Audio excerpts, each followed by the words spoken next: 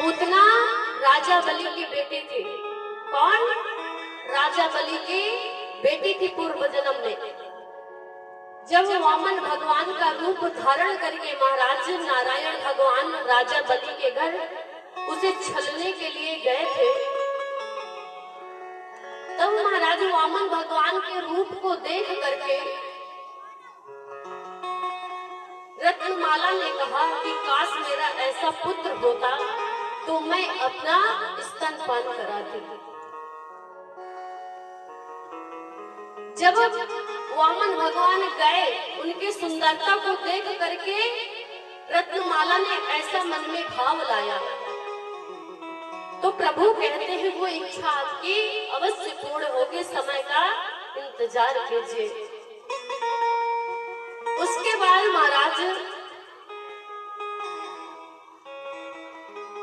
जब वामन भगवान संकल्प करा करके राजा बलि से तीनों लोक को ले लिया, तो महाराज कैसे एक पग से ब्रह्मलोक को दूसरे पग से भूलोक को नाप लिया और राजा बलि से कहते हैं कि तीसरा पग मैं कहाँ रखूं? तो राजा बलि ने कहा मेरे स्तर पर रखिए प्रभु, अब मेरे पास कुछ बचा ही नहीं है।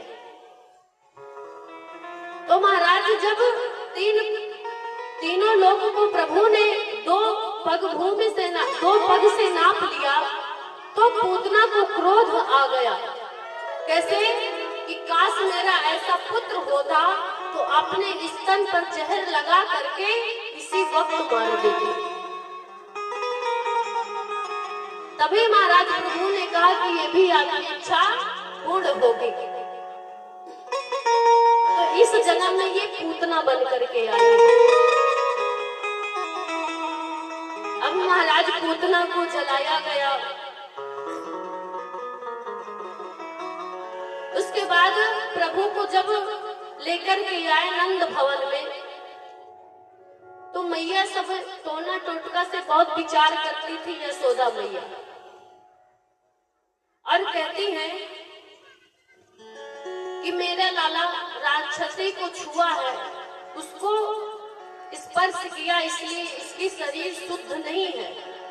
तो गौमूत्र से स्नान कराया गया, गौ मैया के पूंछ से उनका नजर उतारी गई।